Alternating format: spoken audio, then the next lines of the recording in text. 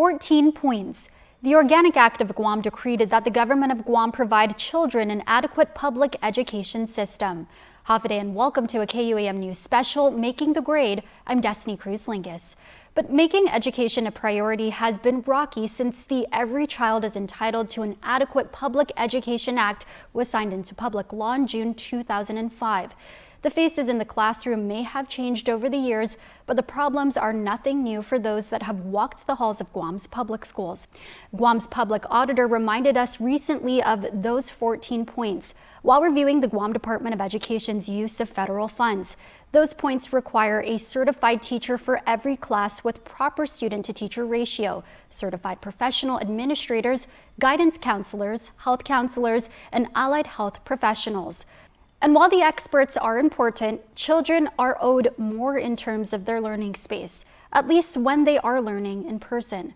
Classrooms must be air-conditioned or properly ventilated with air temperature no greater than 78 degrees, sufficient potable water, reliable supply of electricity, and proper sanitation to include flushable toilets, clean restrooms, dining areas, and classrooms. Ultimately, a healthful, safe, and sanitary learning environment. This is the area of the 14 points we will be looking into during this special, as a dozen Guam DOE schools are finally getting some long overdue repairs.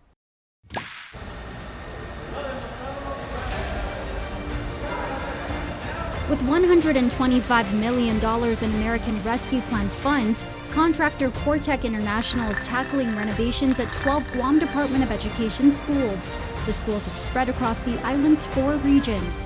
In the Hadza region, Ocean View Middle School and Marshall Sablan Elementary School.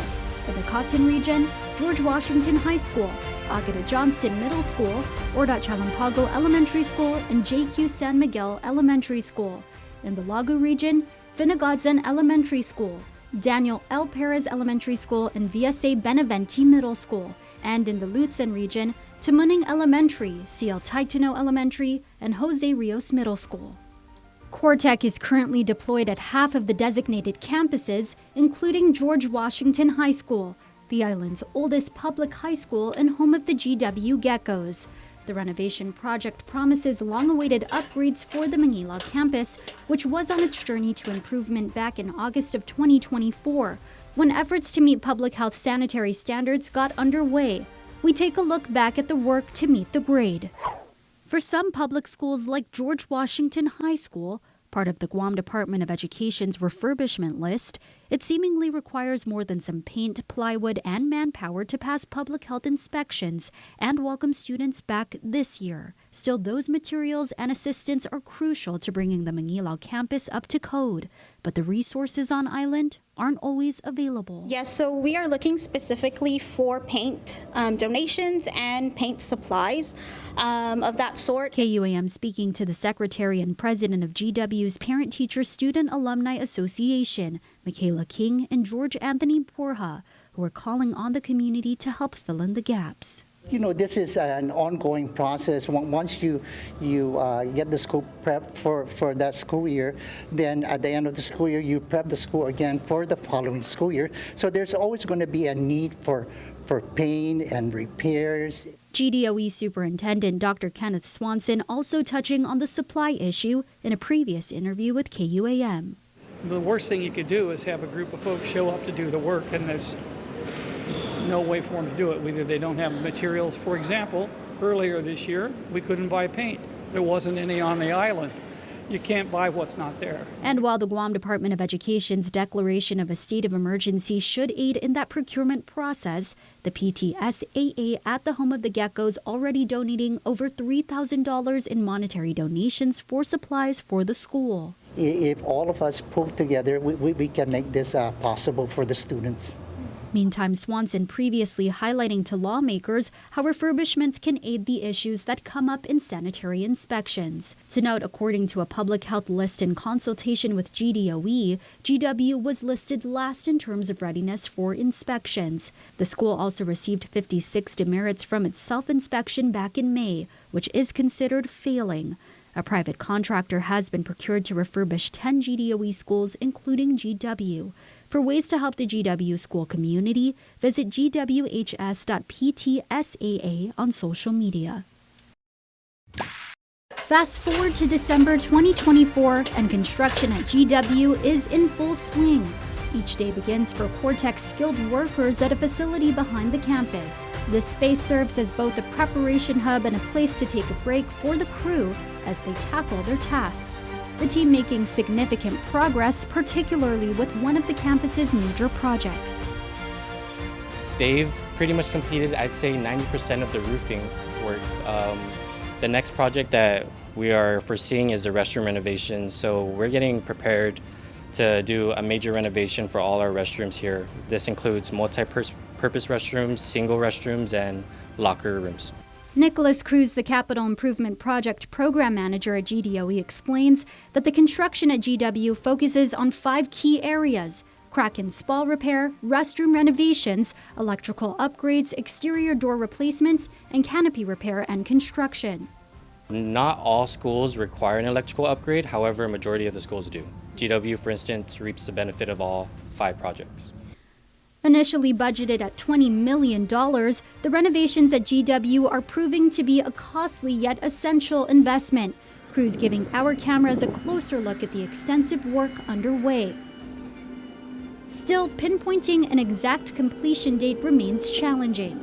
Our contract does stipulate over a year. It's actually a 14-month project. However, during construction projects, there are a lot of unknown factors, right? Additional spalls, cracks that the contractor does come by when they start scraping on the roof, for instance.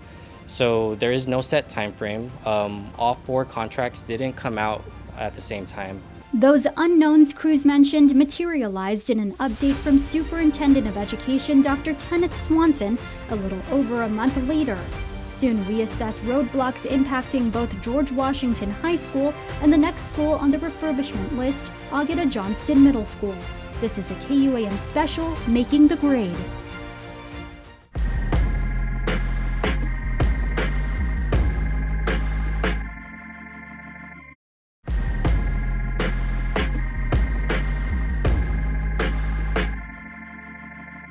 Millions in American Rescue Plan grants. This is a KUAM News special, Making the Grade.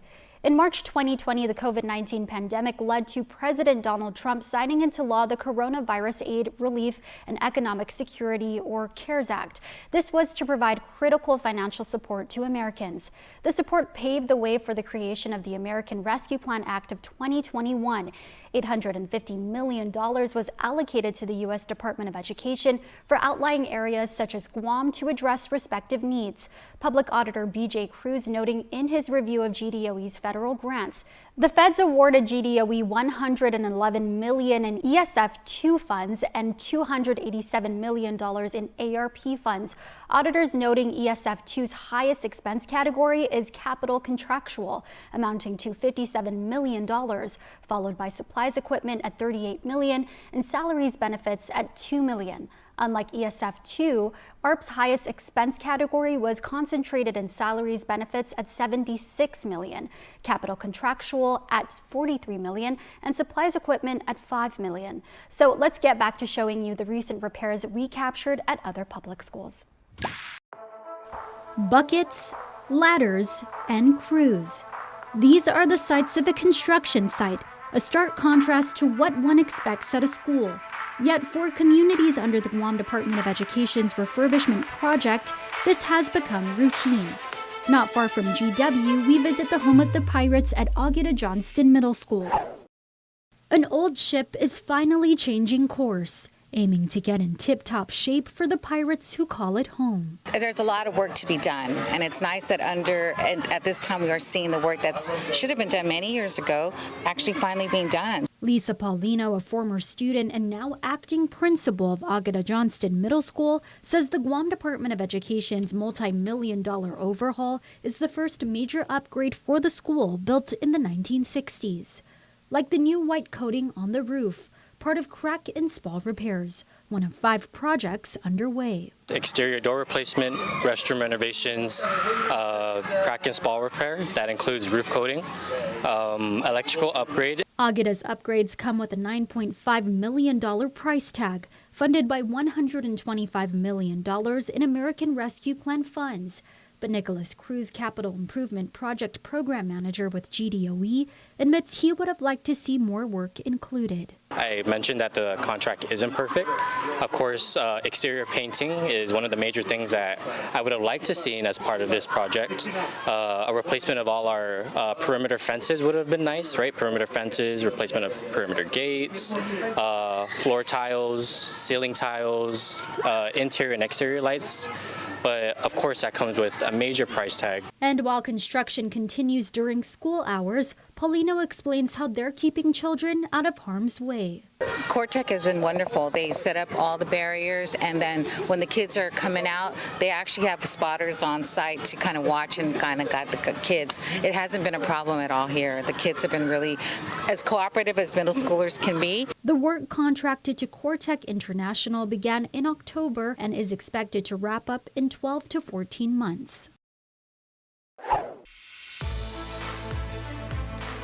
But it's not all smooth sailing for the Pirates or the Geckos in the Cotton region, as the superintendent explains in a January Guam Education Board meeting.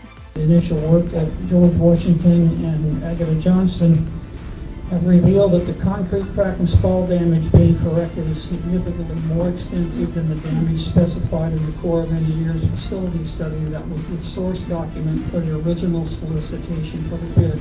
He further explains that these new discoveries require additional funding. The contractors projected the needs across the 12 schools and is requesting a change order to offset the cost over the entire project. The planned change order will total approximately $8.3 million. Remember that this is a $125 million set of contracts. Dr. Swanson reassures that the change order will cover all 12 schools on the refurbishment list. We plan to fund the change through local funds to be drawn against personnel costs from the ARP obligated dollars. Delays in accessing these funds could result in work stoppage, impacting the timeline. He confirms that current active sites include GW Agueda Johnston, Jose Rios Middle School, JQ San Miguel Elementary School, Benavente Middle School, and Finnegodson Elementary School. Meanwhile, Agueda Johnston Middle School passing its annual public health sanitary inspection with a C rating. Our next stop on the refurbishment list takes us to the Lutsen region at CL Taitano Elementary School. Here too, unknowns arise during the project. However, the home of the Deerlings is among the few schools with sanitary ratings above a C. The school community hopes construction will propel them toward their goals. It's a massive multi-million-dollar refurbishment project spanning 12 public schools, with a staggering $10.3 million dedicated to transforming CL Taitano Elementary School alone. Crack and spall repairs are part of this fixed price tag handled by CoreTech International. In this case, spalls were found above ceiling tiles in this condemned classroom. So this project went out as an invitation for bid. So there was a X amount of crack and spalls that were identified for CL Taitano. Once the contractor identifies anything over the amount that we identified for the project, that is when CoreTech, for instance, would do a change order, right? Just to repair the crack and spalls that they identified. When extra work like this comes up, the steps that follow include the issuance of a request for information. But how does the Guam Department of Education plan to foot the bill for unforeseen work? Nicholas Cruz, Capital Improvement Project Program Manager at GDOE, says that GDOE has a plan in place. Dr. Swanson, our superintendent, has already allocated an X amount of dollars. It's called contingency funds for the refurbishment project, not just for CL Taitano, but for all 12 schools. We already know that there are a lot of unknowns, right? Crack and spall is one of them. And it's not just ceilings. Funds are also set aside for unknowns during restroom renovations, another key element of the 5-part refurbishment plan. It's a long-due overhaul that Principal Karina Paulino is over the moon about. They're really proud of attending CL Taitano Elementary School, but coming on campus knowing there's no more roof leaks, knowing that the canopies are all repaired, is going to increase their pride even more. Paulino adding she expects these upgrades to help the school meet safety standards and improve its B public health rating. I'm expecting an A once these are addressed.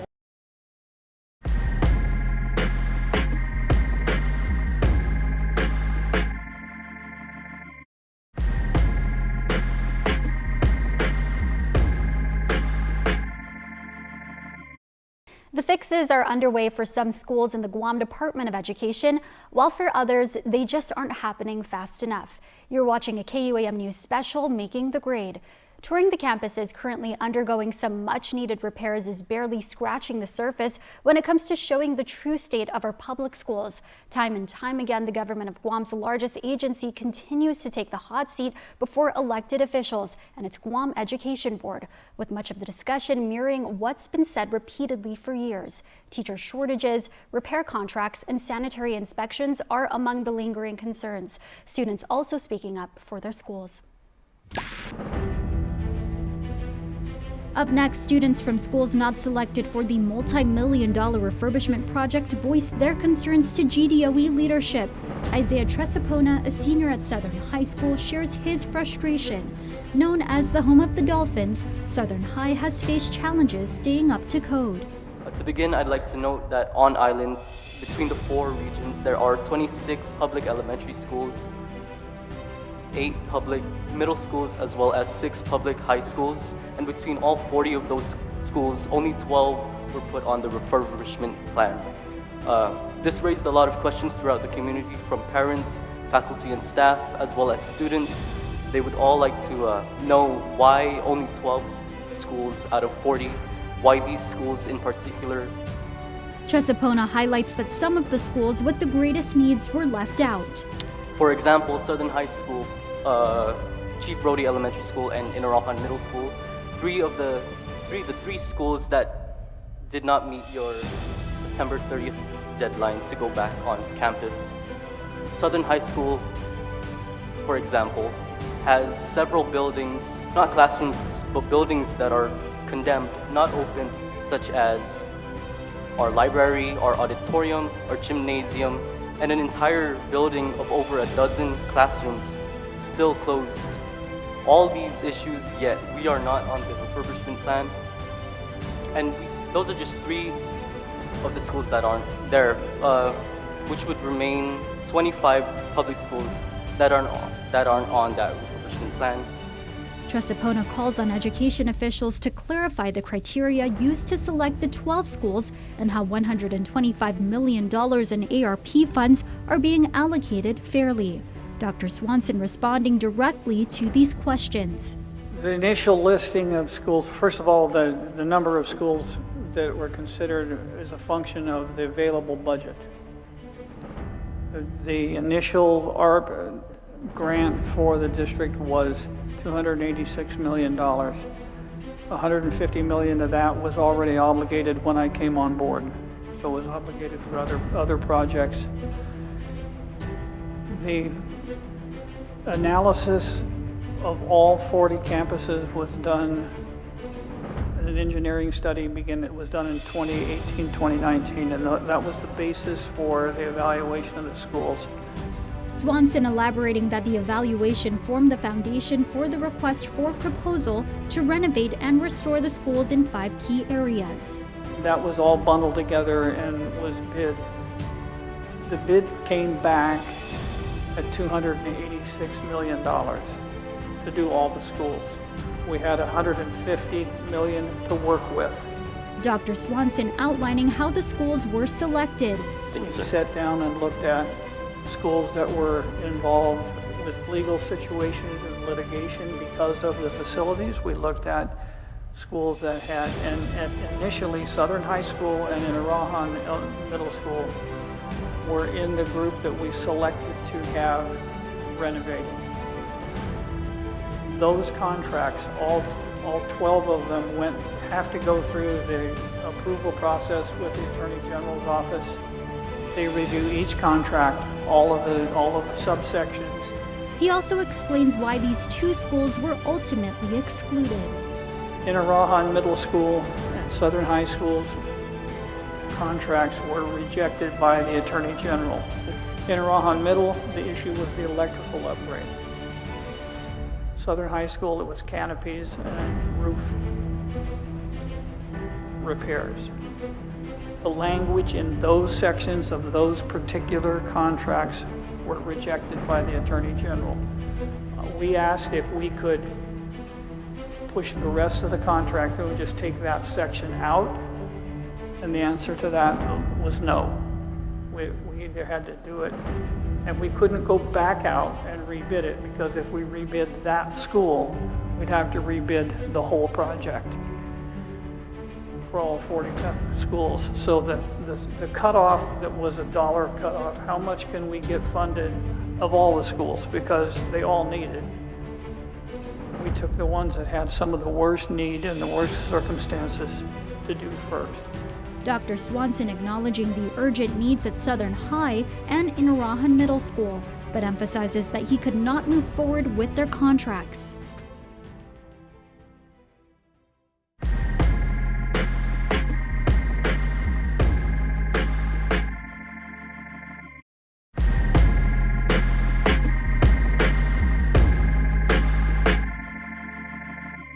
This is a KUAM News special, Making the Grade. From touring the schools getting much needed repairs to hearing the concerns from students, it's clear the Guam Department of Education remains a priority. It's just a matter now of getting the agency what it needs.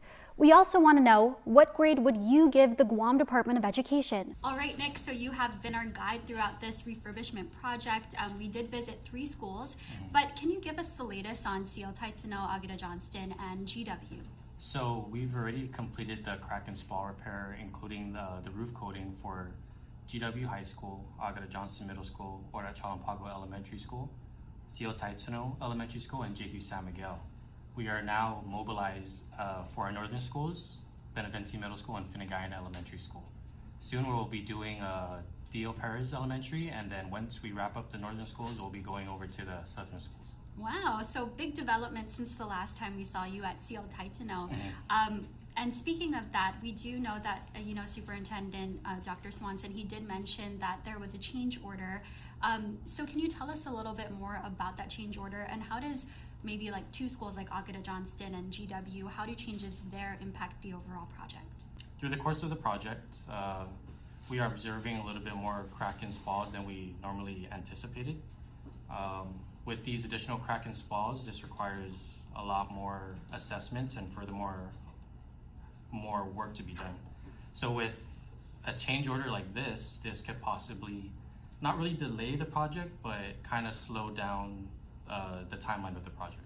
Okay, and that was maybe a little bit over 14 months for the overall project. Correct, yes. Yeah, and we, from our understanding, we do know that a change order would require additional funds, and we know that a couple of months ago you did mention that the superintendent did set aside contingency funds should we run across any unknowns like this. So how much are we projecting this change order to cost? Right now, the change order is estimating around $10 million, right? And so the superintendent did set aside some contingency funds for really anything unknown through the course of the project. Right. So I do remember he mentioned it was 8.3. So 10 million is the number we're looking at. Yes, correct. Okay. Yes. And can you kind of break down why does it impact the entire 12 schools? For example, if you found additional crack and spalls at GW, how does that impact the overall project? Really, it's just, other than the impact of cost, right? Because this is a $120 million contract. Right. We're looking at $10 million more on top of that.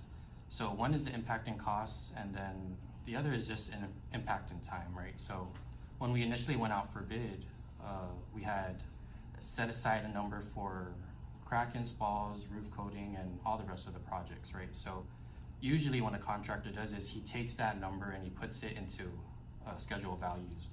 With the additional work to be done, that schedule of values really just extends the timeline of the project. Okay. And I know that you also mentioned off camera that we are moving into another phase of the refurb project. We know that we were doing roof coating and other work like that. So what's next for the other schools? So we are looking at 2 additional projects apart from roof coating and crack and spall. The first one is restroom renovations, and this will be for Ora Chalampago Elementary School, and then exterior door replacements for George Washington High School. So right now, Cortec and I, we're kind of going through our planning phase and seeing how we're able to coordinate with the school principal, and of course, how we're able to do the work while the students are on campus. Yeah, definitely. And I know that this is work that a lot of the school communities are looking forward to. Another topic that was brought to light by some students who were not on the refurb list, who were attending campuses that weren't on the refurb list, they were questioning why their schools didn't make it there. And I know that's a question for the superintendent, but if you can answer, if you can share some insight, do you ever foresee schools like Inarajan Middle School making it on the list, or Southern High School possibly being refurbished? I know that it is the intent of the superintendent to really refurbish all of our schools, because not just those 2 or 3 schools require refurbishment. Really, it's all of our public schools. But that really just boils down to, 1, it's the funding, right? And 2, it's the priority of the department. All right. Well, again, Nick, thank you so much for guiding us through this refurb project and for giving us all the updates. We really appreciate it. Yes. All right.